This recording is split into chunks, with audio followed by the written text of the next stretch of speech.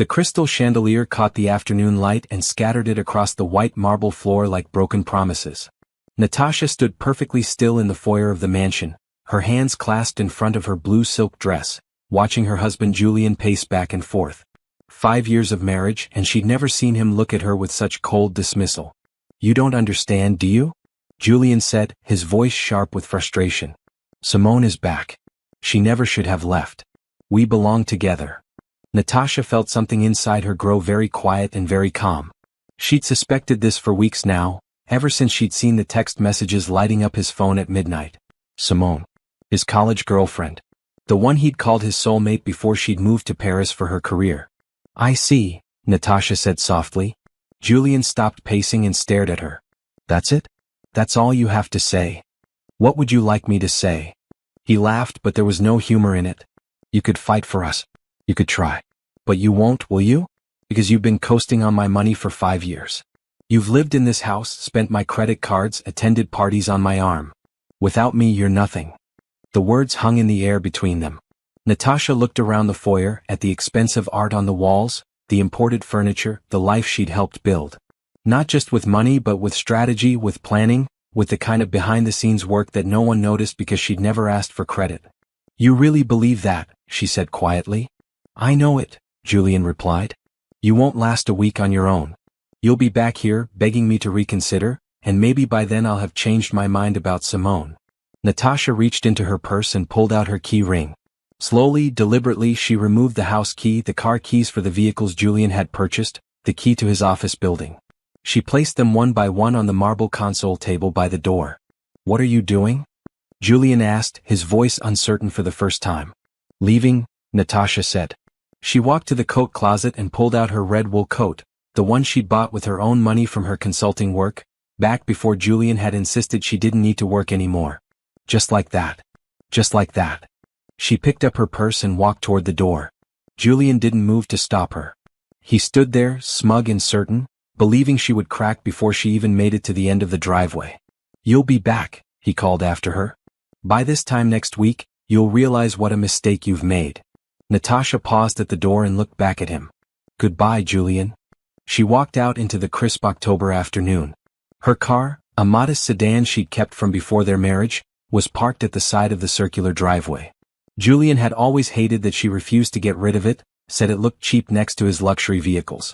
But she'd kept it, maintained it, kept it registered in her name alone. As she drove away from the mansion, she didn't look back. Not once. Her phone started ringing before she'd even reached the main road. Julian's name flashed on the screen. She declined the call and kept driving. The hotel she checked into was nice but not extravagant. A clean room with a comfortable bed and a desk where she could work. The moment the door closed behind her, Natasha set her purse down and pulled out her laptop. She had work to do. Her fingers moved across the keyboard with practiced efficiency. Email after email, each one carefully worded, each one setting pieces in motion that Julian couldn't even begin to imagine. She called her friend Beverly, who answered on the first ring. "It's time," Natasha said simply. "Are you sure?" Beverly asked, concern clear in her voice. "I'm sure. He made his choice. Now I'm making mine." "Okay. I'll start pulling the documents we discussed. This is going to get complicated, Nat." "I know. But it's necessary." After she hung up, Natasha sat back and closed her eyes.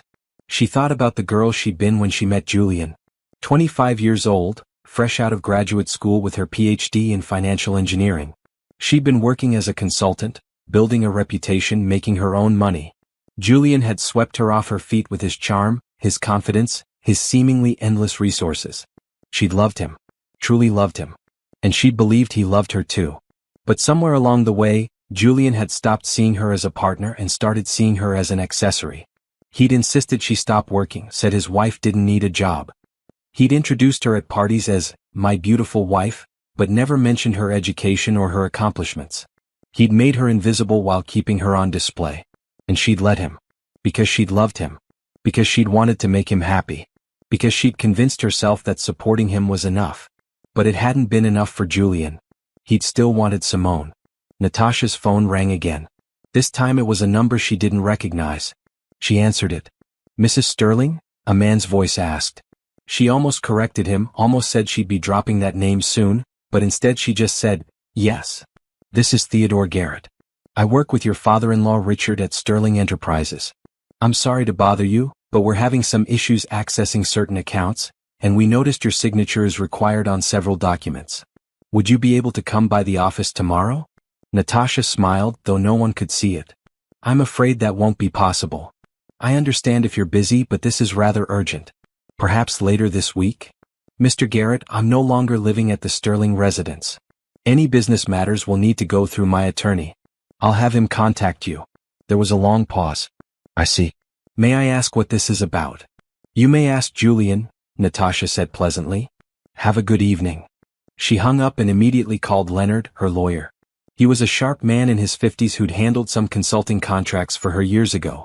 When she'd first started having doubts about her marriage, she'd quietly retained him. Leonard, it's Natasha. I just left. Are you somewhere safe? Yes. And it's starting.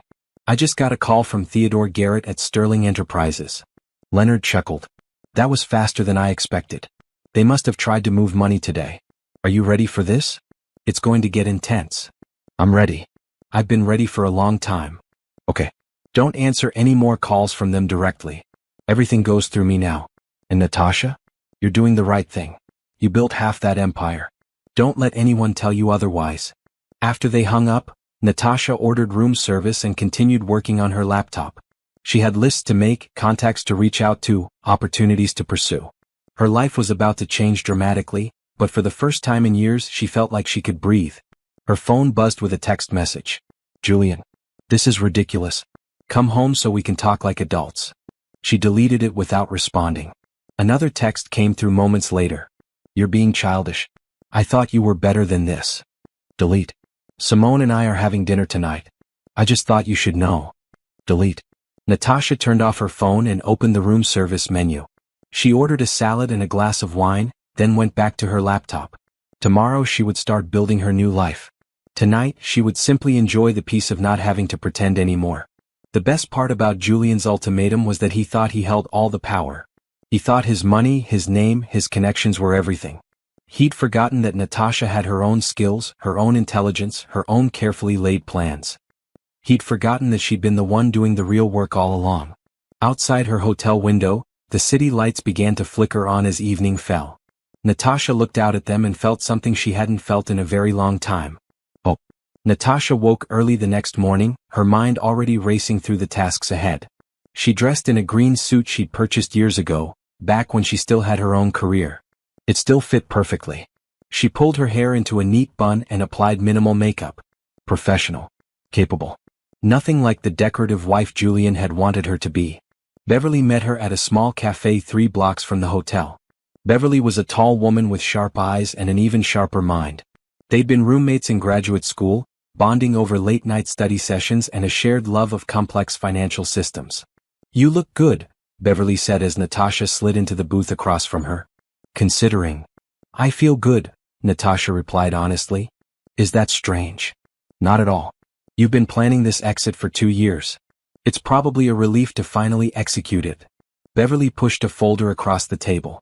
Natasha opened it and began reviewing the documents inside. Contracts, partnership agreements, loan guarantees, patent filings, all bearing her signature alongside Julian's, or sometimes her signature alone. I pulled everything from the files you gave me access to, Beverly explained, keeping her voice low. You were right. You're not just listed as a spouse on these documents. You're listed as a partner, a guarantor, sometimes even as the primary consultant. Julian's father set it up this way for tax purposes, remember? They wanted to split the liability. But they forgot what that actually meant, Natasha said, studying a particularly interesting contract. If I'm a partner, I have say in business decisions. Exactly. And if you're a loan guarantor, the banks need your signature to make certain moves. Julian probably signed these papers without reading them, assuming his father and the lawyers had his interests protected. They did have his interests protected, Natasha said. Back when I was still cooperating. Her phone, which she'd turned back on that morning, was already filling with missed calls. 10 from Julian. 5 from Richard. 3 from Theodore. Even 1 from Patricia, Julian's mother. They're panicking, Beverly observed. Good. Let them panic for a while. They spent the next 2 hours going through every document, making lists, planning strategy. Natasha had consulting offers from 3 different companies, firms she'd quietly maintained relationships with over the years. She'd told Julian they were just friends from graduate school staying in touch. He'd never paid enough attention to realize they were business contacts. "I can start working next week," Natasha said. "The hotel is fine for now, but I'll need to find an apartment." "Already handled." Beverly pulled out another folder. "I found 3 options in your price range. All in good neighborhoods, all available for immediate occupancy. We can look at them this afternoon if you want." "You're amazing." "I'm efficient." "There's a difference." Beverly paused, her expression growing serious. "Nat, are you sure about the money? You could push for a bigger settlement. You contributed to that business. You deserve more than just walking away with what you came in with." "I don't want his money," Natasha said firmly. "I want what I earned through my own work.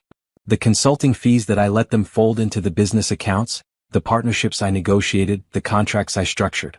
I want fair compensation for my labor, not alimony from a failed marriage. That's still going to be a substantial amount." "I know. And I'm going to fight for every penny of it. But I'm not going to be painted as some gold digger trying to steal from the Sterling family fortune.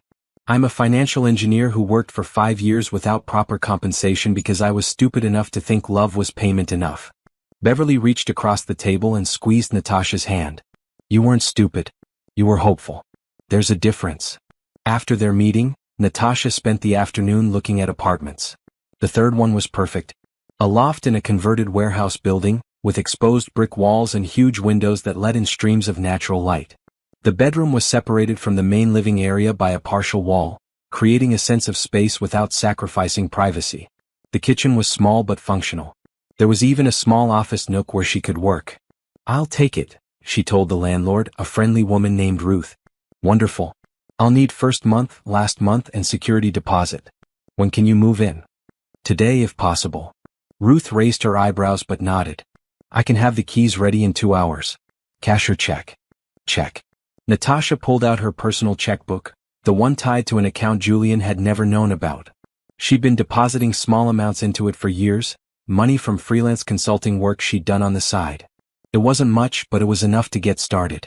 While Ruth processed the paperwork, Natasha walked back through the loft, imagining how she'd furnish it. Simple. Modern. Nothing like the ornate, expensive furniture Julian had insisted on. This would be her space, reflecting her taste, filled with things she chose. Her phone rang again. Richard this time. She declined the call and texted Leonard instead. "They're getting aggressive. How long should I wait?" His response came quickly.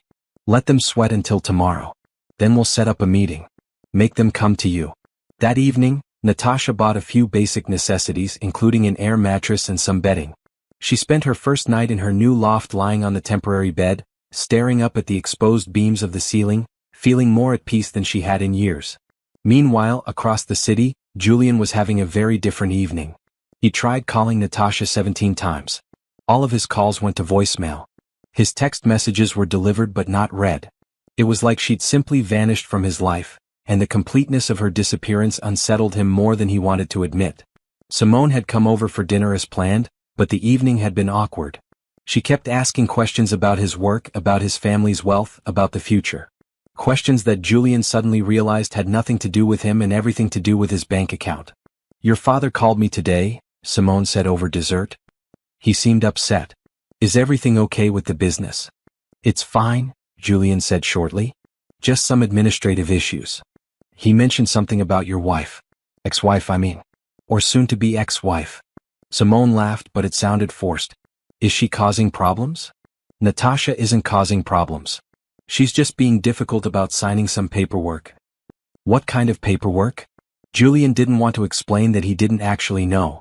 His father had called him in a rage earlier, demanding to know where Natasha was and why she wasn't answering her phone. Something about frozen accounts and delayed contracts. Julian had assumed it was just his father being dramatic. "Business stuff," he said vaguely. "Nothing important." But later that night, after Simone had left, Julian stood in his bedroom, in the mansion that suddenly felt too large and too empty, and felt the first stirrings of real concern. Natasha had always been so agreeable, so accommodating. She'd supported every decision he made, had been there for every family dinner, had smiled through every boring business function. He'd assumed that was just who she was. Passive. Dependent. grateful for the life he'd given her. But the woman who had calmly placed her keys on the counter and walked out without a single tear or argument, that wasn't the Natasha he thought he knew. Julian picked up his phone and tried calling her again. Voicemail. Natasha, this is getting ridiculous. Whatever you're trying to prove, you've made your point. Call me back so we can sort this out like adults. He hung up and paced his bedroom. Tomorrow, he decided. Tomorrow he would track her down and make her see reason. She'd probably gone to stay with a friend or checked into some cheap hotel. She'd be ready to talk by now, ready to realize that leaving had been a mistake. Julian fell asleep believing this, believing he still had control of the situation. He had no idea that the foundation of his entire life was already crumbling beneath him. Richard Sterling sat in his office at Sterling Enterprises, his face red with fury and stress. Theodore sat across from him, looking equally troubled. Between them on the desk were stacks of documents, all flagged with sticky notes marking problems. Explain to me again how this happened, Richard demanded. Theodore sighed. 18 months ago, when we restructured the European division, we needed someone to co-sign the loan agreements. You suggested Natasha because having a spouse as a guarantor gave us better terms. And she's listed as a full guarantor on $12 million in credit lines. The banks need her signature to extend or modify any of those terms. Without her cooperation, we're locked in at current interest rates, which are significantly higher than what we could negotiate now. Richard cursed under his breath. What else? The Patterson account. Remember how we landed that contract 3 years ago? It turns out Natasha was the one who structured the entire deal. She's listed as the consultant of record. They've been asking to renegotiate terms, but legally they need to work with her because she's the one who created the original agreement. Why wasn't I told about this? You were. It's in the files. But at the time, Natasha was cooperative, so it didn't matter who was listed where. She signed whatever we needed when we needed it. Richard stood and walked to his window looking out over the city. And now Julian has driven her away by chasing after that Simone woman. It appears so. My son is an idiot. Theodore didn't argue. Richard's phone rang.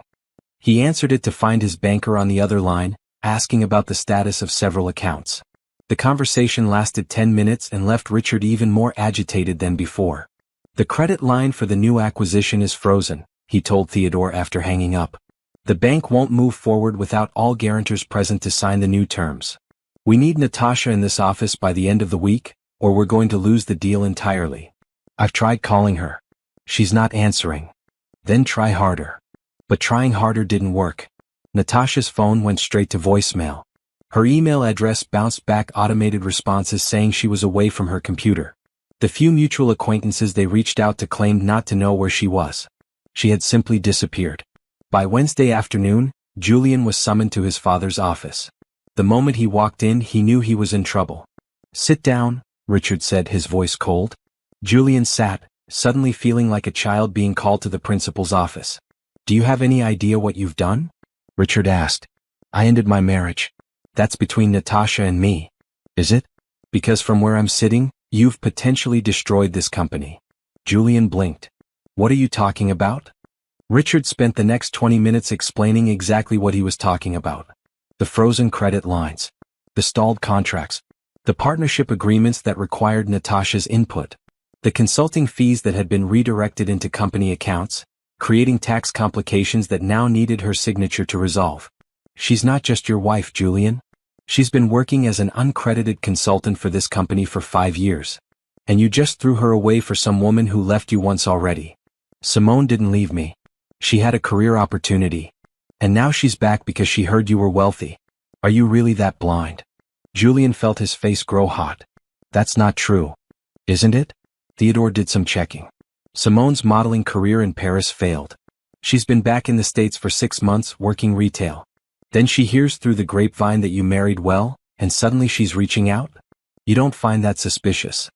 Julian stood abruptly. I don't have to listen to this. Sit down. Richard roared.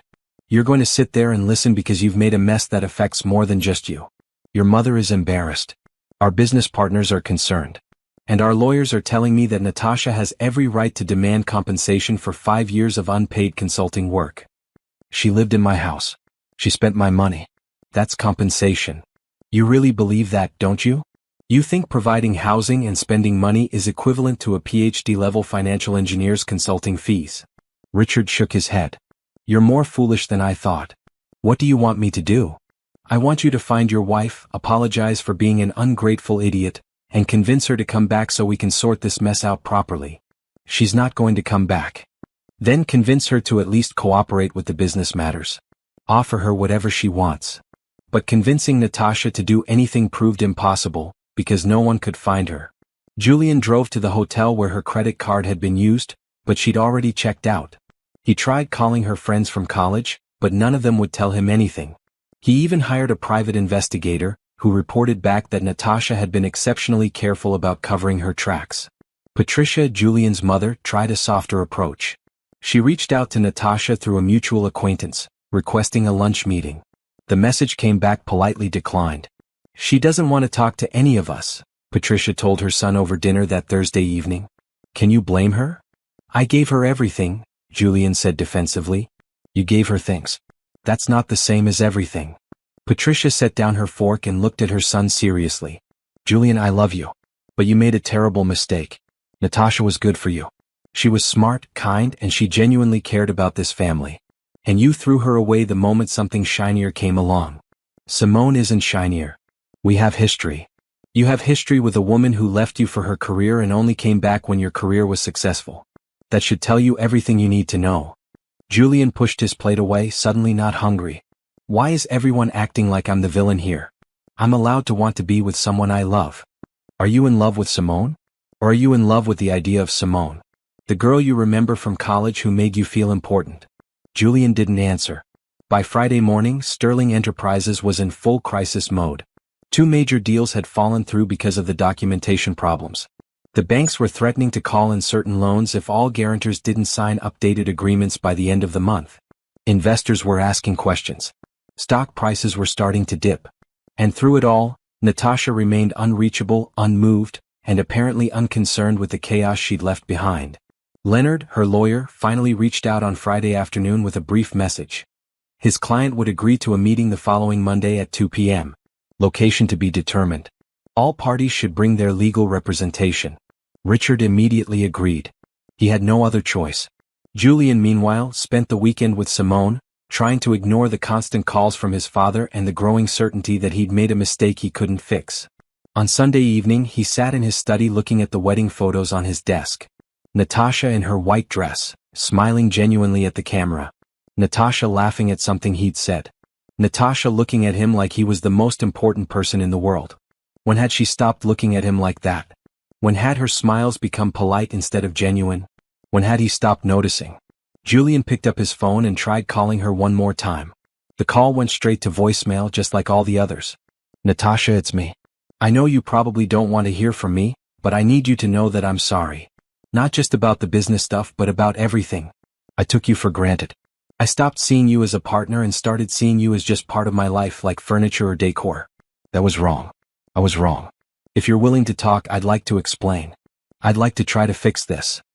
He hung up and sat in the dark study, surrounded by the trappings of success, feeling emptier than he'd ever felt in his life. Across the city, Natasha listened to the voicemail while unpacking boxes in her new loft. She listened to Julian's apology, heard the genuine regret in his voice, and felt absolutely nothing. That was when she knew she'd truly moved on. She deleted the message and went back to arranging her bookshelf, placing her academic texts and professional journals in neat rows. Tomorrow's meeting would be interesting, but it wouldn't change anything. She'd already decided what she wanted, and it had nothing to do with Julian or his regrets. She had her own future to build. 5 years earlier, on a bright spring afternoon, Natasha walked into a networking event for financial professionals with her friend Beverly. At 25, she was proud of what she'd accomplished. Her PhD dissertation on risk assessment and emerging markets had been published in 2 prestigious journals. She had 3 consulting contracts and was building a reputation as someone who could see patterns others missed. There's an open bar, Beverly said, steering them toward the refreshments. Let's get a drink before the boring speeches start. That's where Natasha met Julian.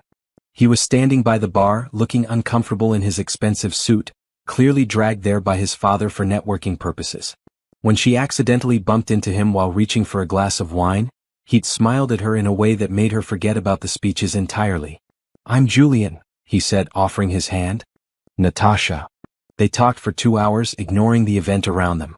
He told her about working in his father's company, about feeling like he'd never live up to expectations. She told him about her research, about her dreams of revolutionizing how companies assessed international investments. He listened like her words were the most fascinating thing he'd ever heard. 3 months later they were engaged. 6 months after that they were married. In those early days, Natasha had been so happy. Julian seemed proud of her work. He introduced her to his business associates as my brilliant wife. He asked her opinion on deals his company was considering. He made her feel valued. The shift happened gradually, so slowly she didn't notice until it was already complete. First, he suggested she work from home instead of maintaining her office downtown. We barely see each other, he said. Wouldn't it be nice to have more time together? Then he started interrupting her work calls. Can't that wait? I thought we could have lunch.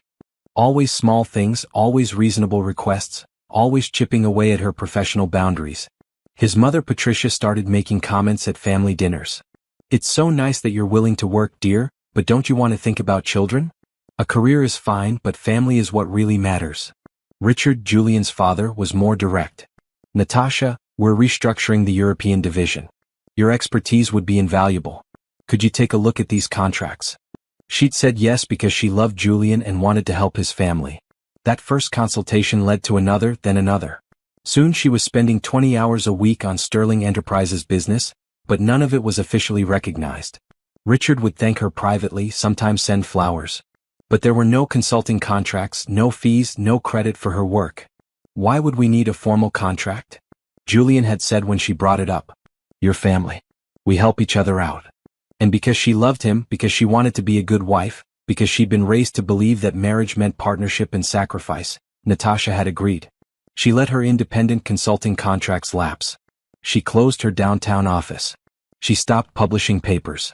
She became Mrs. Julian Sterling, beautiful wife of a wealthy man, present at all the right parties and charity events, smiling at all the right times. But she never stopped being smart. She never stopped paying attention. Every contract she reviewed for Sterling Enterprises she kept copies of. Every deal she structured she documented thoroughly. Every conversation where Richard or Theodore asked her opinion, she followed up with detailed emails summarizing her recommendations. She did this partly out of habit, the discipline of an academic trained to document everything.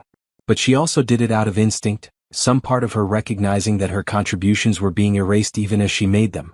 2 years into her marriage, Natasha found the first credit card statement with charges she didn't recognize. Expensive dinners at restaurants she'd never been to. Hotel rooms in cities Julian had supposedly visited for business alone. She confronted him and he'd been so apologetic, so regretful. It was a colleague, he said. A stupid mistake. It meant nothing. She believed him because she wanted to. Because divorce felt like failure. Because she loved the man she'd married, even if that man seemed to be disappearing. But after that, Natasha started preparing. Quietly. Carefully. She opened a bank account Julian didn't know about. She kept her old car registered in her name. She maintained contact with Beverly and other professional friends, even when Julian complained about her spending time with people from her old life. And she started consulting again, secretly. Small projects she could do online, clients she'd worked with before who were happy to have her expertise. She told Julian she was volunteering for charity work, and he'd been pleased about that, had even bragged to his parents about his wife's generous spirit. The money from these secret consulting jobs went into her private account. It wasn't much, but it was hers. Insurance against a future she hoped would never come. Then Simone came back. Natasha had known about Simone from the beginning. Julian had told her all about his college girlfriend, the one who broke his heart by choosing her career over their relationship. He'd made it sound like ancient history, a youthful romance that had no bearing on their life together. But when Simone reached out to Julian through social media, Natasha watched her husband's face light up in a way it hadn't lit up for her in years. She watched him start spending hours on his phone, texting and smiling. She watched him make excuses to stay late at work, to take business trips that didn't appear on any company calendar. And she knew. Natasha could have fought for her marriage. She could have demanded Julian choose, could have threatened and cried and made scenes. But she'd learned something important during her years of academic research. You can't force someone to value what they don't appreciate. You can't make someone love you if they've decided to love someone else. So instead she prepared. She gathered documents. She made plans. She consulted with Leonard, the lawyer who'd handled her contracts before she married. She worked with Beverly to understand exactly what her financial situation would be post-divorce. And when Julian finally came home and told her he wanted out, that he'd never stopped loving Simone, that Natasha wouldn't survive a week without him, she was ready. She'd been ready for a year. Now, sitting in her new loft, surrounded by boxes of books and the life she was rebuilding, Natasha didn't regret her marriage. It had taught her valuable lessons. It had shown her that intelligence and love weren't enough if you let someone make you invisible. It had taught her that financial independence wasn't just important, it was essential. Most importantly, it had taught her that she was stronger than she'd ever imagined. Her laptop chimed with an incoming email. One of her old clients, a mid-sized investment firm, wanted to know if she was available for a consultation on a new international expansion. The project would take 6 months and pay enough to cover a year of her expenses. Natasha typed out a response, agreeing to discuss terms. Then she went back to unpacking, organizing her new life with the same careful attention she'd once given to saving her marriage. The difference was that now she was investing in something that would actually appreciate herself. Monday morning arrived with clear skies and cold wind. Leonard picked Natasha up at her loft at noon, giving her time to review all the documents one last time before their 2 p.m. meeting. "You look ready," he said as she settled into his car. "I am." Natasha wore a blue suit, professional and confident. Her hair was styled neatly, her makeup minimal. She looked like what she was, a successful businesswoman about to negotiate terms. "Remember, we're not here to destroy anyone. We're here to get fair compensation for your work and to establish clear boundaries going forward." "I know. Richard is going to try to intimidate you. Theodore will try to guilt you. Julian will probably try to appeal to your emotions. None of that will work." Leonard smiled. "I believe you." The meeting was held at a neutral location, a conference room in a downtown office building that Leonard had rented for the afternoon. Natasha arrived first, taking a seat at the head of the table. She arranged her documents in neat stacks, her laptop open in front of her. When Richard walked in with Theodore and their lawyer, a severe man named Mitchell, she didn't stand. She simply nodded in greeting. "Natasha," Richard said, his voice carefully neutral. "Thank you for agreeing to meet. Mr. Sterling." Julian arrived last, looking tired and uncertain. He tried to catch Natasha's eye, but she focused on her laptop screen, reviewing notes. Once everyone was seated, Leonard began. "My client has agreed to this meeting to discuss resolving several business entanglements between herself and Sterling Enterprises. Before we begin, I want to make it clear that this is not a social call. This is a business negotiation." "We understand," Mitchell said. "Our clients are prepared to be reasonable." "Good. Then let's start with the loan guarantees." "Mrs. Sterling, excuse me, Dr. Harper," Leonard corrected himself, using Natasha's maiden name, "is listed as a guarantor on approximately $12 million in various credit lines and loans. She's willing to sign releases for these guarantees in exchange for appropriate compensation." Richard's face reddened. "Compensation? She's family. Those guarantees were done as a favor." "A favor that created legal liability for my client," Leonard replied smoothly. "Banking regulations require all guarantors to be compensated, even family members, unless they're direct beneficiaries of the loans. Dr. Harper received no benefit from these credit lines. She lived in our son's house," Richard argued, "which has no bearing on business loan guarantees." Leonard slid a document across the table. "This is a summary of standard consulting fees for financial engineers at Dr. Harper's level of education and experience. As you can see, 5 years of the kind of work she performed for Sterling Enterprises would typically be compensated at roughly $800,000, plus benefits." The room went silent. Julian spoke for the first time. "That's ridiculous. Natasha never asked for payment. Because she believed she was contributing to a family business as a spouse," Leonard said. "However, now that the marriage is ending, those contributions need to be properly valued and compensated." Theodore leaned forward. "Even if we agreed to some compensation, which I'm not saying we do, that number is vastly inflated." Natasha spoke for the first time, her voice calm and clear. "Is it? Let's review. The Patterson account, which generates $2 million annually in revenue. I structured that entire deal. The European division restructuring saved Sterling Enterprises approximately $5 million in the first year alone. I designed that. The risk assessment protocols you now use company-wide, preventing 3 potentially disastrous investments in the past 2 years. Those were based on my doctoral research." She pulled out a document and slid it across the table. This is a conservative estimate of the value I added to Sterling Enterprises over 5 years. If you'd like to dispute these numbers, I'm happy to have an independent accounting firm review everything. Mitchell picked up the document and started reading, his expression growing more troubled with each page. Furthermore, Natasha continued, I'm prepared to be reasonable about the loan guarantees. I don't want to disrupt your business operations. But I do want fair compensation for the work I did and the liability I assumed. If you're not willing to negotiate in good faith, I'm prepared to let the banks know that I'm disputing my status as a guarantor due to lack of compensation. That will freeze your credit lines indefinitely while the matter is litigated. You wouldn't, Richard said, but his voice lacked conviction. I would. I spent 5 years being accommodating, being helpful, being invisible.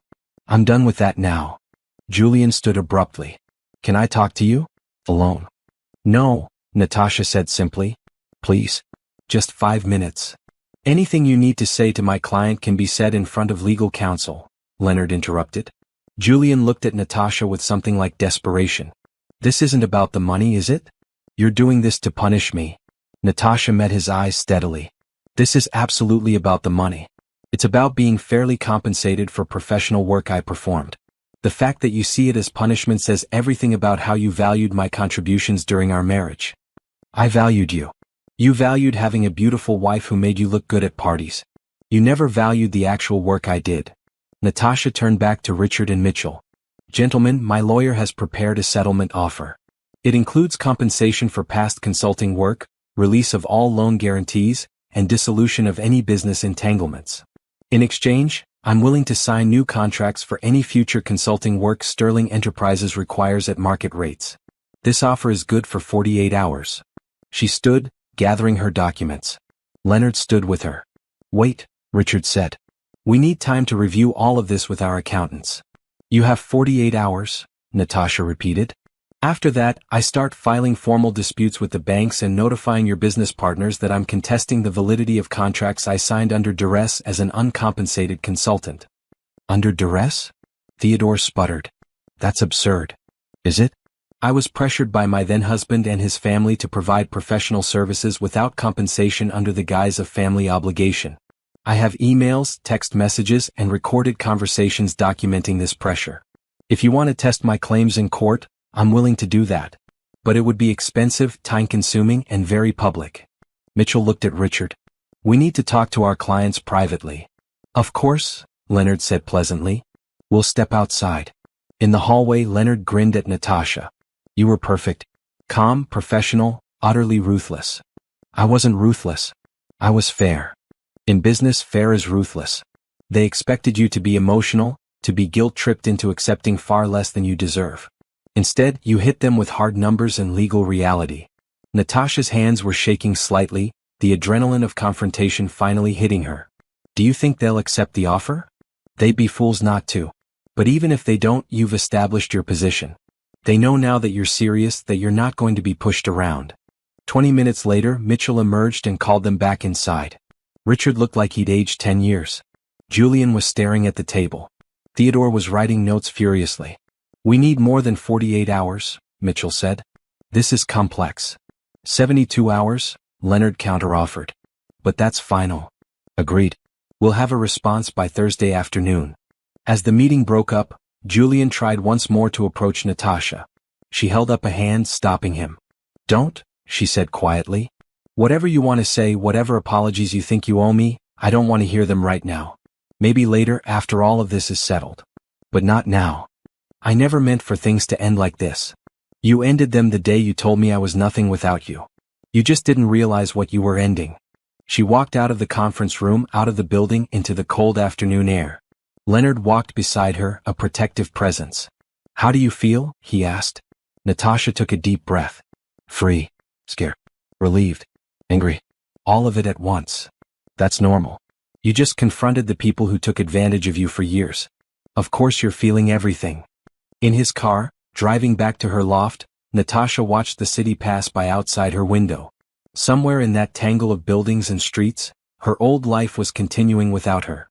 Julian was probably with Simone, trying to explain why his soon-to-be ex-wife was causing so much trouble. Richard was probably calculating how much Natasha's demands would cost. Patricia was probably planning how to save face at the next charity event. And Natasha found that she didn't care about any of it. Her phone buzzed with a text from Beverly. "How did it go?" "Tell you over dinner," Natasha replied. 7 p.m.? "I'll bring wine."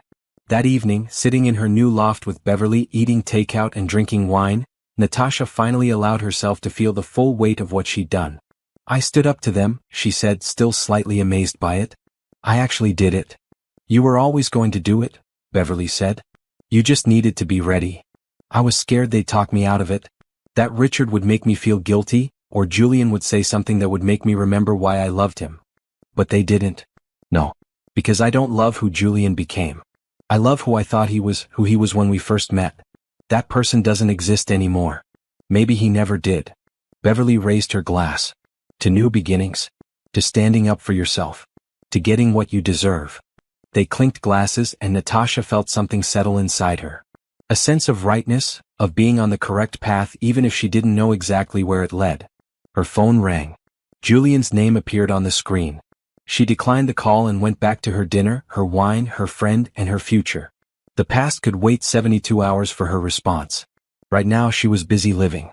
Wednesday morning, Natasha met with her first official client since leaving Julian. The meeting was at a coffee shop near her loft, casual but professional. Marcus, no, she needed different names. Dominic, no, that was for later. Carter Jennings ran a mid-sized investment firm that specialized in international markets. "Dr. Harper, thank you for meeting with me," Carter said, shaking her hand.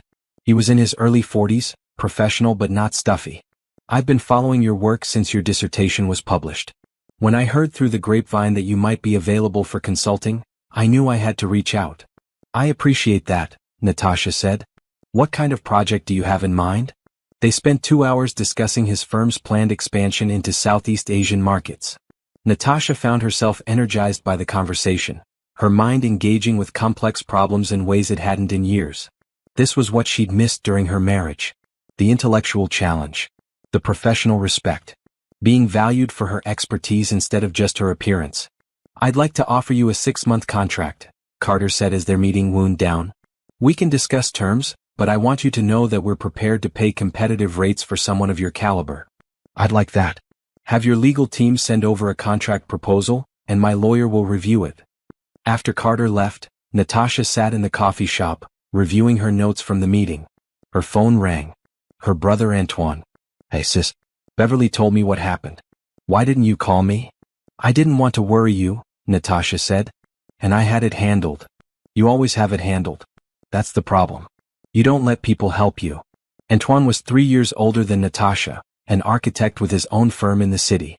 They'd always been close, but during her marriage, Natasha had drifted away from family gatherings, always making excuses about Julian's schedule or sterling family obligations. "I'm sorry I haven't been around much," she said. "I'm just glad you finally left that guy. I never liked him." "You could have said something. Would you have listened?" Natasha laughed. "Probably not." "Exactly. So I waited. And now I'm saying it, I'm proud of you. Not many people have the guts to walk away from wealth and comfort because they deserve better." "I'm not brave. I'm just tired of being invisible." "That's the same thing." They made plans to have dinner on Friday. Antoine offered to help her furnish her new loft. "I know some people who can get you good deals on furniture. Nothing from my wealthy ex-brother-in-law's usual stores.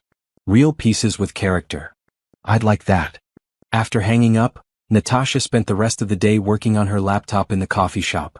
She reviewed contracts, responded to emails, and started drafting a proposal for another potential client. The work felt good. Purposeful. Like she was rebuilding not just her career but her sense of self. That evening she got a call from Leonard. "They've responded early," he said. "They're accepting most of our terms." Natasha's heart raced. Most? They're quibbling over some minor points, but the major elements are agreed to. The compensation amount, release of guarantees, dissolution of business ties. They want to spread the payment over 2 years instead of one lump sum, which actually works in your favor for tax purposes. What do they want in return? Confidentiality. They don't want you discussing the settlement publicly or with their business partners. Standard stuff. I can agree to that. I'm not interested in destroying them. I just want what's fair. Then we'll finalize everything by Friday. Natasha, you should be proud. You stood your ground and won. After the call ended, Natasha stood at her loft windows, looking out over the city lights. She'd won. The words didn't feel real yet. All those years of being undervalued, of having her work dismissed as just helping family, of being invisible. And now, with a few strategic moves and the courage to stand up for herself, she'd won. Her phone buzzed with a text from Julian. Can we please talk? Not about the business stuff. About us. She stared at the message for a long moment, then typed back. There is no us anymore. There's you, there's me, and there's lawyers handling the business. That's all. His response came quickly. I miss you. Natasha deleted the message without responding. She'd spent enough time worrying about Julian's feelings. It was time to focus on her own. Thursday, Natasha met with Antoine at a furniture warehouse he knew. The owner, a cheerful woman named Helen, showed them around. I want simple, Natasha explained. Modern but comfortable. Nothing that screams expensive. Just quality pieces that feel like home. They picked out a gray sofa, a dining table with matching chairs, a bed frame in dark wood. Helen offered to deliver everything that weekend. Your brother's been talking about you, Helen said while they finalized the order. Says you're some kind of financial genius. Natasha laughed. I'm a consultant. That's all. That's not all, Antoine corrected. You just negotiated a settlement that probably has some very wealthy people reconsidering their assumptions about trophy wives. I was never a trophy wife. I know that. You know that. But Julian treated you like one and his family allowed it. That's what matters. After leaving the warehouse, Antoine took Natasha to lunch at a small Ethiopian restaurant in his neighborhood. I've been thinking, he said over shared platters of food. You should start your own firm. Not just freelance consulting. An actual business. That's a big step. You have the expertise. You have the connections. And from what Beverly tells me, you're about to have the capital. Why work for other people when you could be building something of your own? Natasha considered it. Her own firm. Her name on the door. Complete autonomy over which projects to take, which clients to work with. It was appealing but also terrifying. I'll think about it, she said. That's all I'm asking. Just think about it. That evening, Leonard called with news that the settlement was finalized. Papers would be signed on Friday morning. The first payment would be in her account by Monday. How do you feel? He asked. Like I can breathe again. Good. That's what freedom feels like. Friday morning, Natasha dressed in her green suit again. Lucky green. She met Leonard at his office and they went through the final documents together. Everything was in order. Everything was fair. She signed her name on line after line, officially ending her entanglement with Sterling Enterprises. When it was done, Leonard shook her hand. Congratulations, Dr. Harper. You're officially free. Free. The word resonated through her like a bell. She was free. Free from Julian, from his family's expectations, from the role she'd been playing for so long. Free to be who she actually was. That afternoon, she met Beverly for coffee. It's done, Natasha announced. Beverly hugged her tightly. I'm so proud of you. Do you know what you're going to do next? Carter's firm wants me for 6 months. That'll give me steady income while I figure out the rest. And Antoine thinks I should start my own company. He's right. You should. Maybe. I need to think about it. But even as she said it, Natasha felt the idea taking root. Her own firm. Independence not just from Julian but from working for anyone else. Building something that was entirely hers. That weekend, with Antoine's help, she furnished her loft. The gray sofa fit perfectly against the exposed brick wall. The dining table sat beneath one of the large windows, catching afternoon light. Her bed, dressed in simple white linens, felt like a fresh start. Sunday evening, she sat on her new sofa with a glass of wine, looking around at her space. It was modest compared to the mansion. The furniture was nice but not extravagant. The view was of other buildings, not manicured gardens. But it was hers. Every piece, every choice, every decision. Hers. Her phone buzzed with a message from a number she didn't recognize. Dr. Harper, this is Patricia Sterling. I know you probably don't want to hear from me, but I wanted you to know that I'm sorry for how things turned out. You were good for my son and he was a fool to let you go. I hope you find happiness in your new life. Natasha stared at the message for a long time, surprised by the gesture. She typed back a simple response. Thank you, Patricia. I appreciate that. She didn't expect them to be friends. But the acknowledgement mattered. Someone from that family recognized her value, even if it came too late to save the marriage. As the sun set outside her windows, Natasha made a decision. Tomorrow she would call Antoine and Beverly. They would meet and together they would start planning. Harper Consulting or maybe Harper Financial Solutions. Her company. Her rules. Her future. For the first time in 5 years, Natasha fell asleep with a smile on her face, excited about what tomorrow might bring. Julian sat in his home office, the space feeling cavernous and empty without Natasha's quiet presence in the house. Papers were scattered across his desk, emails he tried to answer but couldn't focus on, business proposals that no longer seemed important. Simone had been understanding at first. She'll come around, she'd said. Ex-wives always do when they realize what they're giving up. But weeks had passed and Natasha hadn't come around. Instead, she dismantled his family's business operations with surgical precision, negotiated a settlement that cost more than Julian wanted to think about, and disappeared completely into her new life. His phone rang. His mother. "Julian, we need to talk about Thanksgiving," Patricia said, her voice strained. "Your father thinks we should still have the family gathering, but I'm not sure that's wise given everything that's happened." "It's fine, Mom. We'll have Thanksgiving like we always do. Will you bring Simone?" The question hung in the air. Julian had been dreading it. "I don't know. Maybe." "Julian, I need to ask you something and I need you to be honest with me. Do you actually love this girl, or are you just trying to recapture something from your past?"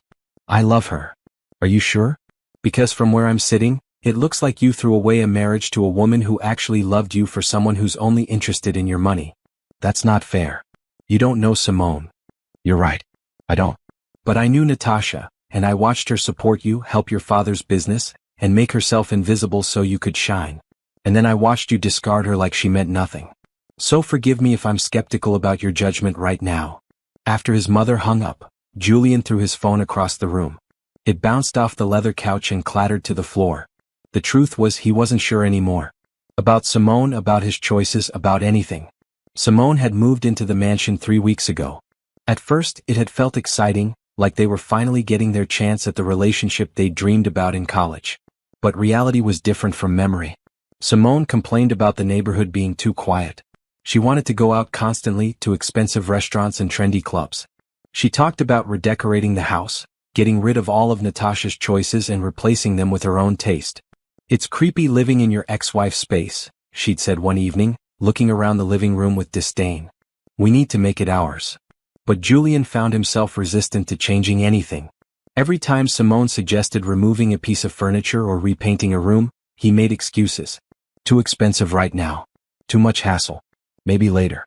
The truth was he didn't want to erase Natasha. And that realization troubled him more than he wanted to admit.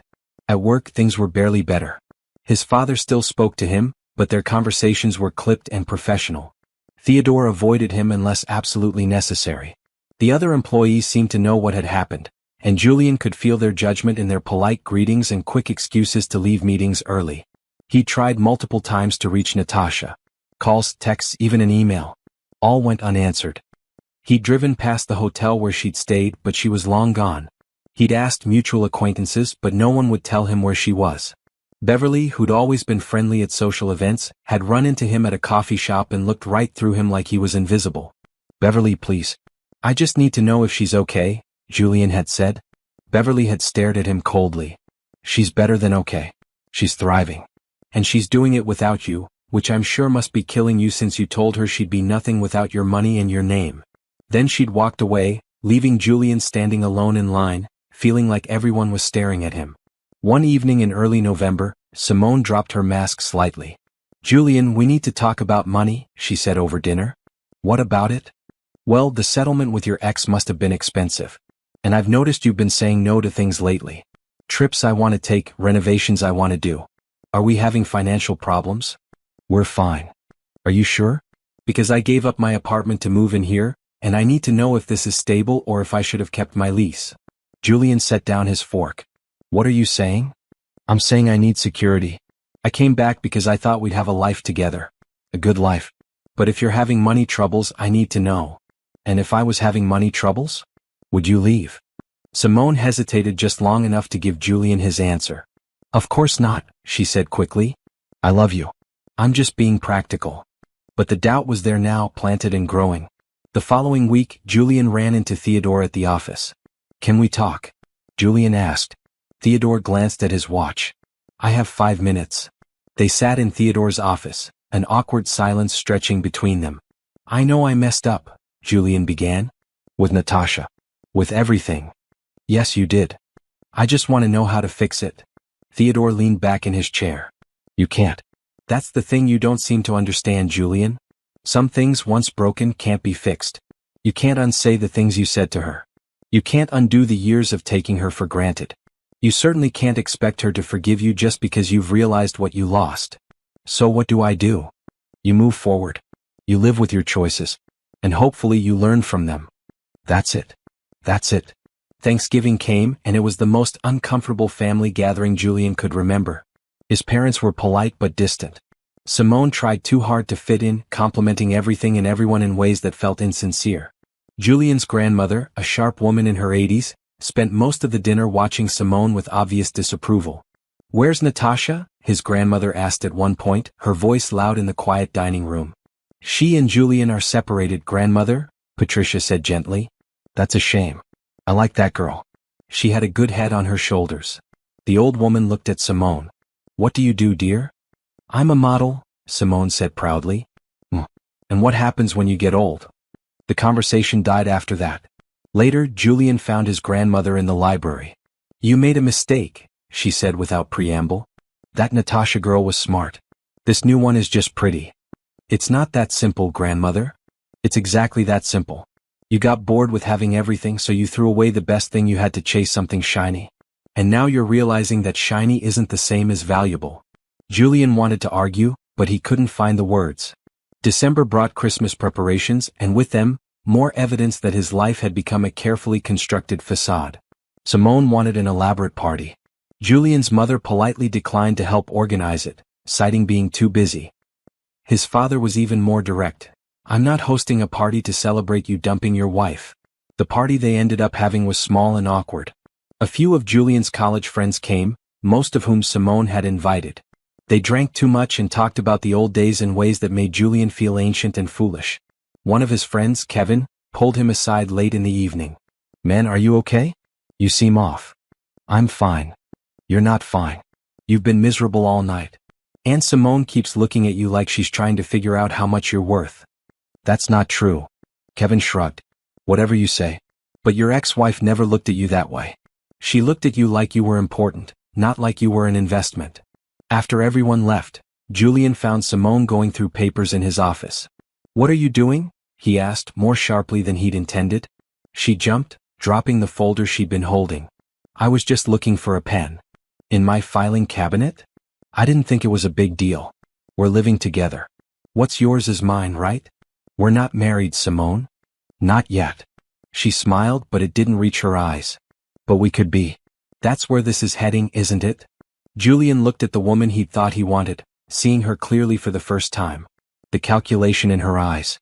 The way she'd positioned herself in his home, in his life. The constant talk about money and security. "I need to think," he said quietly. "Think about what?" "About everything." He left his office and walked through the mansion that suddenly felt like a museum. A showcase of someone else's life. Nothing felt real or right anymore. His phone buzzed with a notification. An article in a business magazine. Rising Stars in Financial Consulting. Dr. Natasha Harper's innovative approach to international market analysis. Julian clicked on it and read about Natasha's new consulting firm, about the clients she'd already signed, about her reputation as a brilliant strategist who could see patterns others missed. The article mentioned that she'd recently completed her PhD but had taken time away from consulting to focus on family. "But now she's back," the article concluded, "and the financial world is better for it." There was a photo of Natasha in her office, which looked bright and modern. She was smiling at the camera, genuinely happy. Her office had a wall of bookshelves filled with academic texts and journals. She looked successful, confident, free. Julian realized with sudden, crushing clarity that she didn't need him. She never had. He'd been the one who needed her, who'd been made better by her presence, who'd relied on her intelligence and support without ever acknowledging it. And he'd thrown it all away for a woman who was already eyeing the exits. He called his mother. "I think I made a terrible mistake," he said when she answered. "I know you did, sweetheart. The question is, what are you going to do about it? I don't know if there's anything I can do. Probably not with Natasha. That ship has sailed. But you can stop making the same mistake over and over. You can learn something from this. After hanging up, Julian sat in the dark mansion, alone with his regrets and his choices, finally understanding what freedom really cost. 3 months after walking out of the mansion, Natasha sat in her office, a renovated space above a bookstore in a trendy part of the city. The walls were lined with white shelves holding her books and research materials. Her desk faced the large windows overlooking the street below. Everything was organized, efficient, and entirely her own. Beverly walked in carrying 2 cups of coffee and a folder. "Your 2 o'clock call to confirm," Beverly said, settling into the chair across from Natasha's desk. "And Carter's team sent over the final report on the Singapore project. They're thrilled with the results." "Good. That'll help with referrals." Beverly and Natasha had officially partnered 3 weeks earlier, forming Harper Consulting Solutions. Beverly handled operations and client relations while Natasha focused on the strategic work. They'd signed 4 clients already, with 3 more in negotiation. "I have news," Beverly said, her expression carefully neutral. "Patricia Sterling called me." Natasha looked up from her computer. "Why?" "She wants to hire us." "Well, hire you specifically." "She's starting a charitable foundation focused on women's education and wants help structuring the financial side." "Absolutely not. I told her you'd probably say that." "But she's offering very generous terms, and she emphasized multiple times that this has nothing to do with Julian. She's using her own money, separate from the Sterling family accounts." Natasha considered it. Patricia had always been kind to her, and women's education was a cause Natasha cared about deeply. But working with anyone connected to Julian felt complicated. "Let me think about it," she finally said. "Take your time. She's not in a rush." That evening, Natasha had dinner with Antoine and his partner Tyler, a kind man who taught high school history. They met at a small Italian restaurant near Antoine's office. "The loft is looking great," Tyler said. Antoine showed me pictures. "Very modern." "Thanks. It's starting to feel like home." "Speaking of which," Antoine said, "Tyler and I have been talking. We're thinking of buying a house together. Something with space for a home office and maybe eventually a family." Natasha smiled. "That's wonderful. Are you scared?" "Terrified," Tyler admitted. "But the good kind of terrified. Like jumping out of a plane knowing your parachute will open." "That's how I felt walking out of the mansion," Natasha said. "Scared but certain I'd land safely." "And did you?" Antoine asked. "I'm still landing, but yes. I think I did." After dinner, walking back to her loft, Natasha's phone rang. An unknown number. "Dr. Harper? This is Richard Sterling." Natasha stopped walking. "Mr. Sterling. This is unexpected. I know we agreed to minimal contact, but I wanted to reach out personally. Not about business. About my son. I'm not interested in discussing Julian. I understand. But I need you to know something. He's miserable. The woman he left you for has been bleeding him dry, and he's finally starting to realize what he lost. I don't expect you to care, but I wanted you to know that we all know you were the best thing that ever happened to this family." Natasha felt a complex mix of emotions. Satisfaction. Sadness. Mostly just tired resignation. "I appreciate you saying that, Mr. Sterling. But Julian made his choice. I'm not responsible for his happiness or his misery anymore." "I know. I just thought you should hear it from me. You were family to us and we failed you. I'm sorry for that." After hanging up, Natasha continued walking, processing the conversation. Part of her wanted to feel vindicated. "See, I was valuable. You all realize it now." But mostly she just felt relief that she was no longer part of that drama. Her phone buzzed with a text from a number she did recognize this time. Dominic Russell, a history professor at the local university. They'd met at a lecture series 3 weeks ago and had been on 2 coffee dates since then. "Still on for tomorrow's museum visit?" "Absolutely," she texted back. "Looking forward to it." Dominic was different from Julian in every way that mattered. He was passionate about his work but not consumed by it. He asked Natasha about her research and actually listened to her answers. He'd never once mentioned her appearance before her intelligence. When she told him about her recent divorce, he'd simply nodded and said, "His loss, certainly." Their museum visit the next day turned into a 6-hour conversation spanning art, history, finance, and everything in between. They had lunch at the museum cafe, then coffee at a shop nearby, neither of them wanting the day to end. "I have to admit something," Dominic said as they finally parted ways. I Googled you after we first met. Natasha laughed. And? And I'm intimidated as hell by your credentials. But also impressed. And definitely interested in continuing to get to know you. The feeling is mutual. They made plans for dinner the following week, something more formal than coffee or museum wandering. Natasha found herself looking forward to it in a way she hadn't looked forward to anything romantic in years. Meanwhile, across the city, Julian was having his own reckoning. He'd come home from work to find Simone packing. "What's going on?" he asked. "I can't do this anymore," she said, not meeting his eyes. "This isn't what I thought it would be." "I mean, you're broke, Julian. Or close enough to it that it makes no difference. That settlement with your ex wiped you out. Your father's cutting back your salary. This house is mortgaged to the ceiling. I didn't sign up for this. So you're leaving because I don't have enough money? I'm leaving because you lied to me. You made it sound like you were wealthy, like we'd have this amazing life together. But the truth is, your ex-wife was the one holding everything together, and without her, you're just an average guy with an expensive house you can't afford." Julian felt numb. "I never lied to you. Maybe not directly. But you let me believe things that weren't true. And now I'm done wasting my time." She left that evening, taking the jewelry he'd bought her and leaving behind everything else. Julian sat in the empty mansion, surrounded by expensive furniture that suddenly looked ridiculous and oversized, and finally understood what Natasha must have felt all those years. Invisible. Unvalued. Just a prop in someone else's story. The next morning he called his father. "I want to sell the house," he said. "Thank God," Richard replied. "I was wondering when you'd come to your senses. That place is bleeding money you don't have. I've been thinking about a lot of things. About Natasha. About how I treated her. And I want to apologize to her. Really apologize. Not because I want her back, because I know that's not possible. But because she deserves to hear it." Richard was quiet for a moment.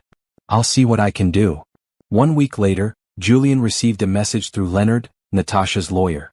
She was willing to meet for coffee one time in a public place to hear what he had to say. They met at a cafe Natasha chose, neutral territory. She arrived first, wearing a blue sweater and jeans, looking relaxed and happy. Julian felt underdressed in his business suit. "Thank you for meeting me," he said, sitting across from her. "You have 30 minutes, Natasha replied, checking her watch. "I have a client call after this." Julian took a breath. "I'm sorry. Not the general sorry I've been saying, but specifically sorry. I'm sorry I made you feel invisible. I'm sorry I took credit for work you did. I'm sorry I told you you'd be nothing without me when the truth is I'm the one who was nothing without you. You were the reason Sterling Enterprises succeeded these past 5 years, and I was too blind and too arrogant to see it." Natasha listened without interrupting. "I'm not asking for another chance," Julian continued. "I know I don't deserve one. I'm not even asking for forgiveness, though I'd like that someday. I just wanted you to know that I see it now. I see what I lost. And I'm sorry it took losing you for me to finally wake up." "Okay," Natasha said quietly. "Okay. I hear your apology. I appreciate it. Thank you for being honest. That's it. What else do you want me to say? That I forgive you? That I'm glad you finally figured it out? Julian, I spent 5 years of my life being your silent partner, your invisible support system. I'm not going to spend another minute helping you feel better about your choices." She wasn't angry. That was what struck Julian most.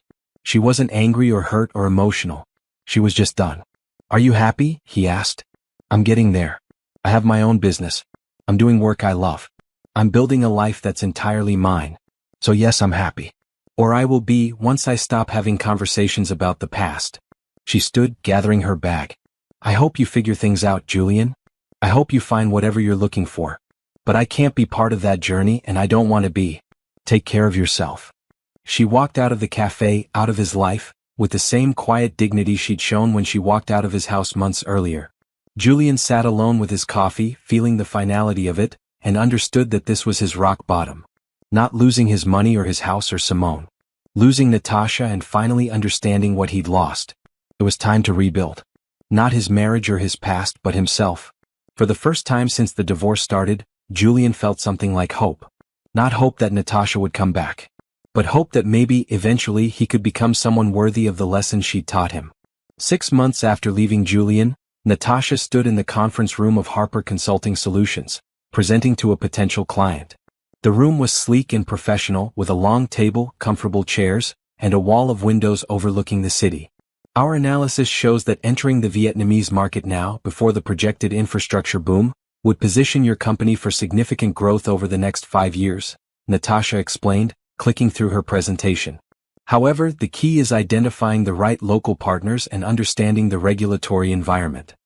The client, a tech company CEO named Frank Morrison, nodded along, clearly impressed. This is exactly the kind of insight we needed, Frank said. How soon can you start? We can have a team assembled by next week, Beverly chimed in from her seat at the table. Dr. Harper will lead the analysis, and we'll provide monthly progress reports. After the clients left, Beverly high-fived Natasha. That's our biggest contract yet, Beverly said. We're officially a real consulting firm now. We've been a real firm for months. I know, but this feels different. This is the kind of client that leads to more clients. The kind that puts us on the map. Natasha smiled. She'd been building toward this moment systematically. Each successful project led to referrals. Each satisfied client brought more opportunities. Her reputation was growing, based entirely on her own merit and work. Her phone buzzed. Antoine, can you stop by the house tonight? Tyler and I want to show you something. Sure. What time? 7 works. That evening, Natasha drove to Antoine and Tyler's new house, a charming craftsman in a family-friendly neighborhood. They'd moved in 2 months earlier and had been slowly renovating. Close your eyes, Antoine said when she arrived. Really? Just do it. He led her through the house to what had been a spare bedroom. Okay, open. The room had been transformed into a home office. There was a desk by the window, built-in bookshelves along one wall, and comfortable seating in the corner. It's your office, Tyler explained. For when you need to work from here or just want a quiet place away from your own office. We wanted you to have space in our home. Natasha felt her eyes well up. You guys didn't have to do this. Your family, Antoine said simply. This is what family does. She hugged them both, overwhelmed by the gesture. Later, sitting in their living room with wine and takeout, Tyler asked, Are you seeing anyone?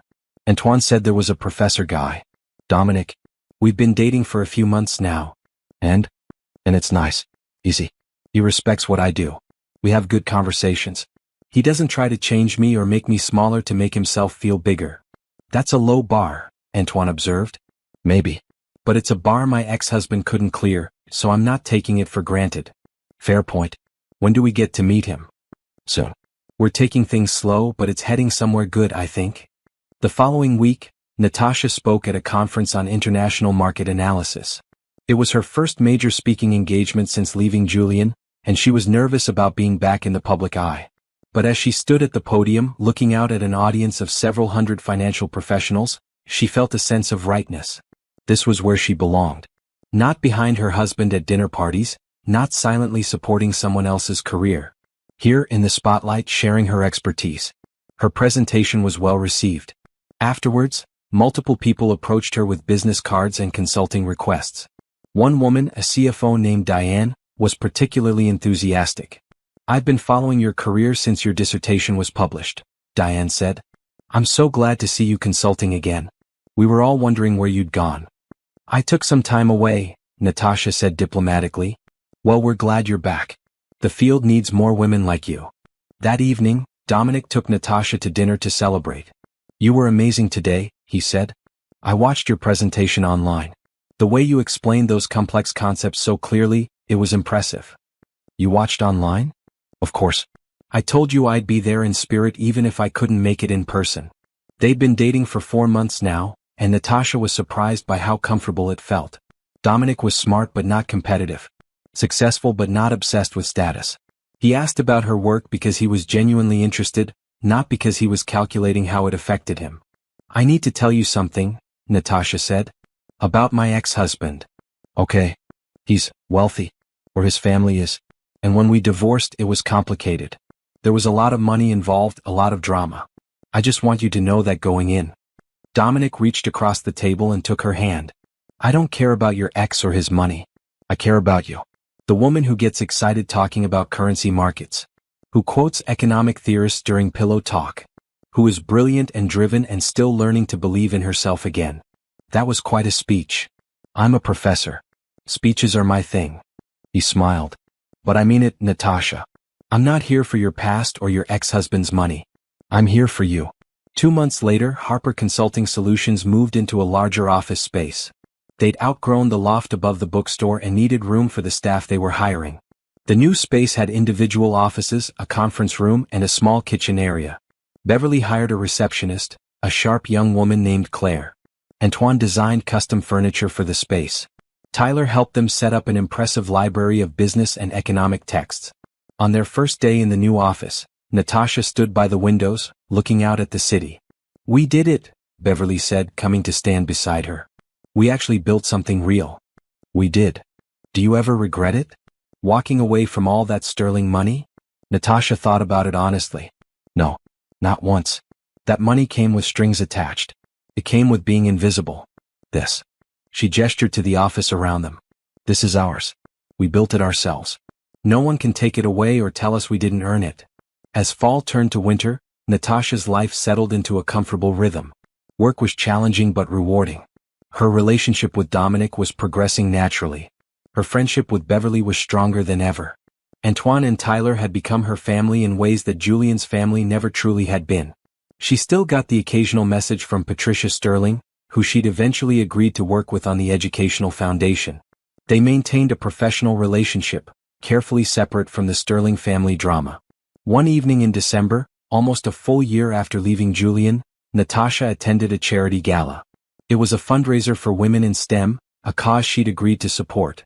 She wore a red dress, simple and elegant, and went alone because Dominic was out of town at a conference.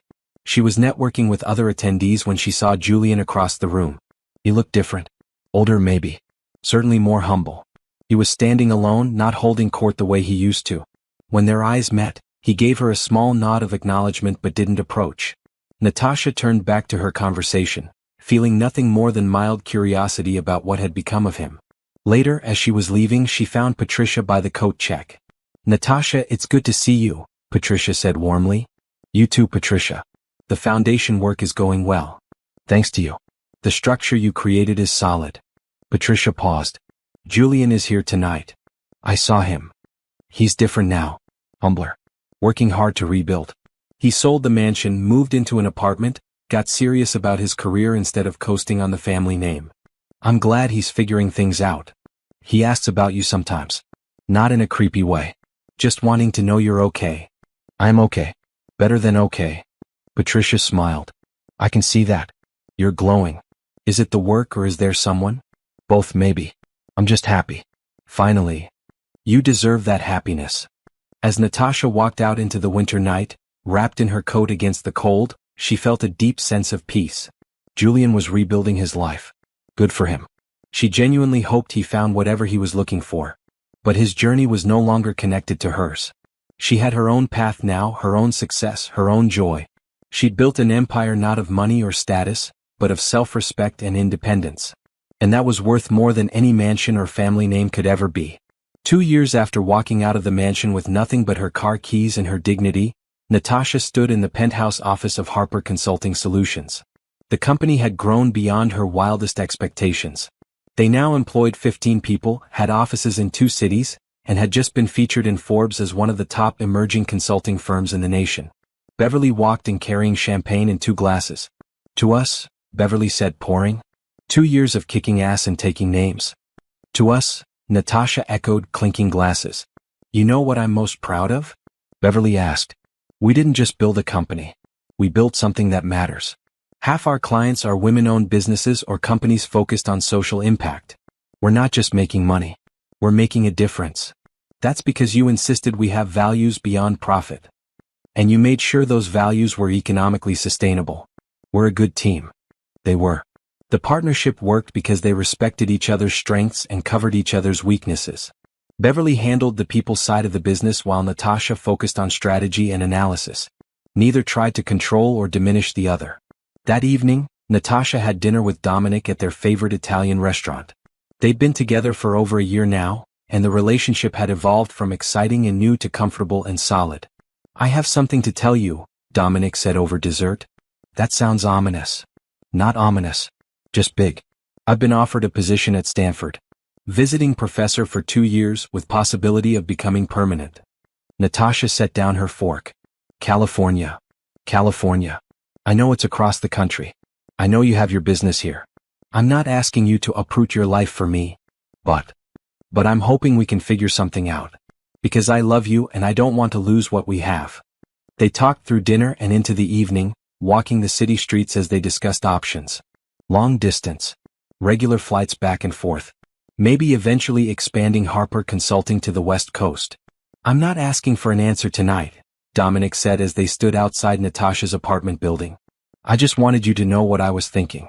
That this is serious enough for me to want to find a way to make it work. I love you too, Natasha said, the words feeling natural and true. Let me think about it. Talk to Beverly. Figure out what's possible. They kissed goodnight, and Natasha went upstairs to her apartment, which she'd upgraded 6 months earlier to a larger space with a better view. She made tea and sat by the window thinking through her options. The truth was she could work from anywhere. Her reputation was established. Her business was solid. Beverly could handle the East Coast office while Natasha explored opportunities on the West Coast. The thought of moving, of starting over again in a new city should have been scary. But instead it felt like possibility. Her phone rang. Antoine. Hey, are you busy? He asked. Just thinking. What's up? Tyler and I have news. We're adopting. A little girl, 3 years old. We meet her next week. Natasha felt tears spring to her eyes. Antoine, that's wonderful. I know. I'm terrified. But also excited. And I wanted you to be one of the first to know because you're going to be her aunt, and we need you in her life.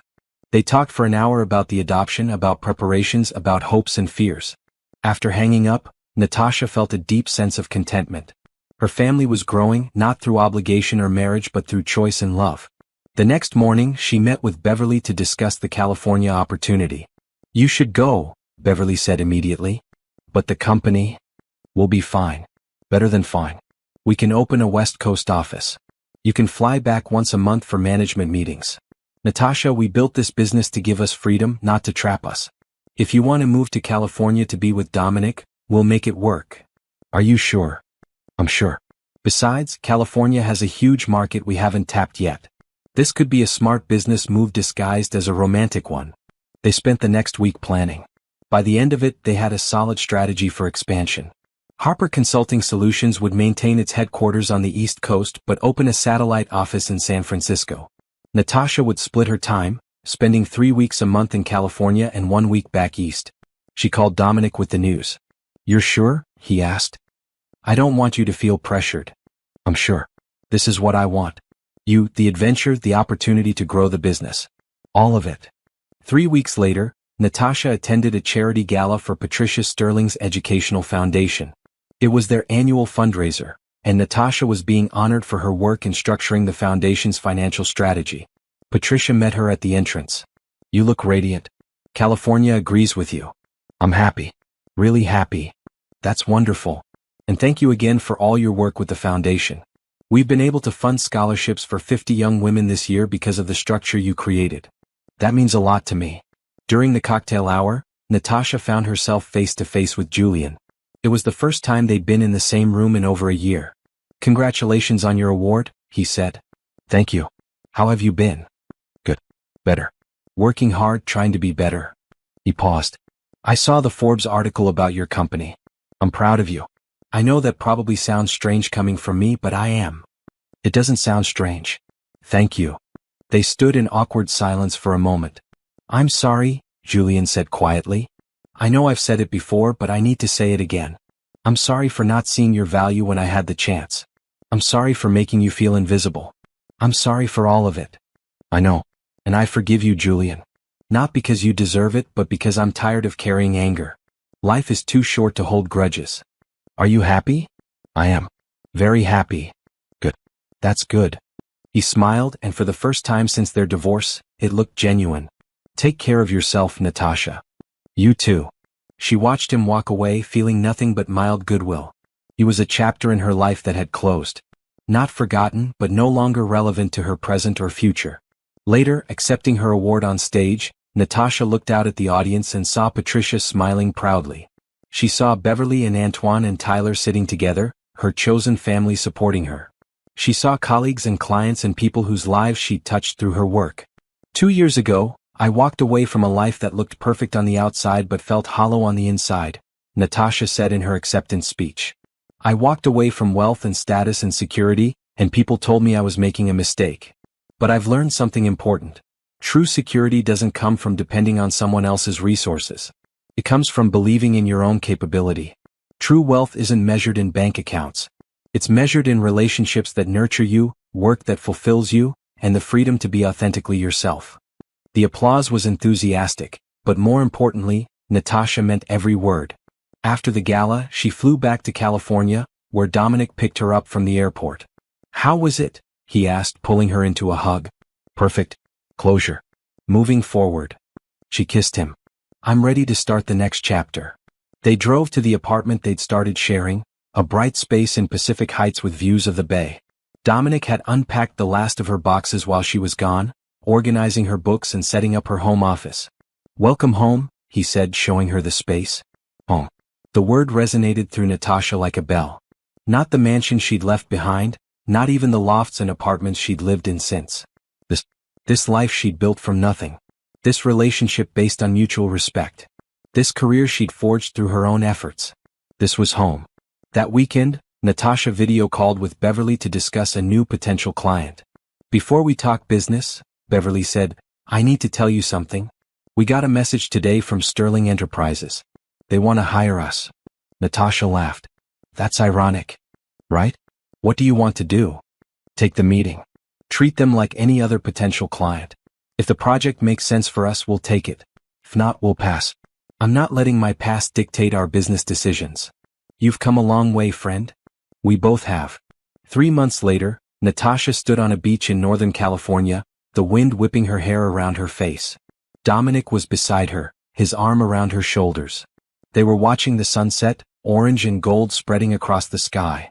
"I've been thinking," Dominic said, "about the future. About us." Yeah. "And I know we've both been hurt before.